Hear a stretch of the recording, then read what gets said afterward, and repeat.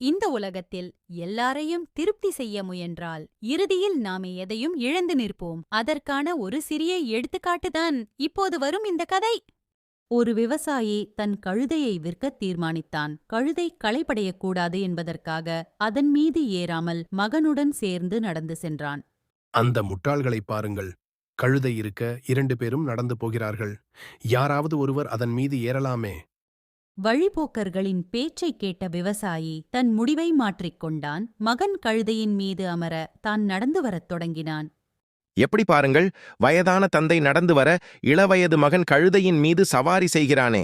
இந்த வார்த்தைகள் விவசாயியின் மனதை குத்தின. அவன் உடனே மகனை கீழிறக்கி தானே கழுதையின் மீது அமர்ந்தான். அடுத்த ஊர் வழியாக சென்றனர். அங்கு ஒரு வயதான பாட்டி கூறினார். ஐயோ பாருங்கள், தான் வசதியாக உட்கார்ந்து கொண்டு இந்த சிறுவனை நடக்க வைக்கிறானே, இது நியாயமா?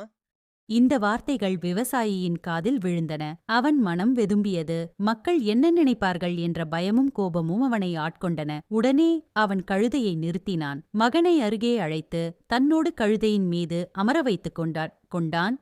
அடுத்த ஊர் வழியாக சென்றனர். அங்கு ஒரு வயதான முதியவர் கூறினார். என்ன கொடுமை இது! இருவரும் சேர்ந்து கழுதையின் மீது ஏறியிருக்கிறார்கள். பாவம் அந்த மிருகம்.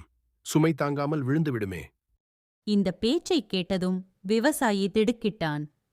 இப்போது அவனுக்குள் பயம் தோன்றியது. கழுதைக்கு ஏதாவது ஆகிவிட்டால் விற்பனை எப்படி என்று அவன் எண்ணினான். எப்படி சென்றாலும் மக்கள் குறை சொல்வதை தவிர்க்க முடியவில்லை. இனி என்ன செய்வது என்று தந்தையும் மகனும் குழம்பிப் போனாந்து போனார்கள். அப்போதுதான் ஒரு தவறான யோசனை அவர்களுக்குள் தோன்றியது.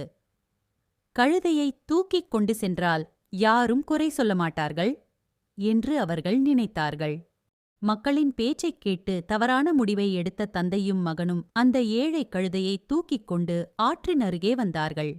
கயிற்றால் கட்டப்பட்ட கழுதை தன் உடல் அசைவுகள் இயலாததை உணர்ந்து பயத்தில் துடிக்கத் தொடங்கியது. திடீரென தப்பிக்க வேண்டும் என்ற ஆவலில் கழுதை பலமாக உடலை அசைத்தது. எதிர்பாராத அந்த அசைவால் இருவரின் பிடியும் தளர்ந்தது. கயிறு நழுவியது. ஒரு கணத்தில் தூக்கி வைத்திருந்த அந்த கழுதை அருகில் ஓடிய ஆற்றில் பெரும் சத்தத்துடன் விழுந்தது. மக்களின் பேச்சைக் கேட்டு ஒவ்வொரு முறையும் தன் முடிவை மாற்றிக்கொண்டதால் விவசாயி கையில் இருந்ததையும் இழந்தான். வெறுமையான கைகளுடன் மனம் நிறைந்த வருத்தத்துடன் அவன் வீடு திரும்பினான். இந்த கதை நமக்கு சொல்லும் பாடம் என்னவென்றால், மற்றவர்களின் சொல்லுக்கு எப்போதும் பின்தொடர்ந்தால் கடைசியில் துன்பமே வரும். உங்கள் மனசை நம்பி தானாக முடிவு செய்து நடக்க வேண்டும். ஒவ்வொரு கதையும் ஒரு பாடம். நம்ம சேனலை சப்ஸ்கிரைப் பண்ணி கதை பயணம் தொடருங்க.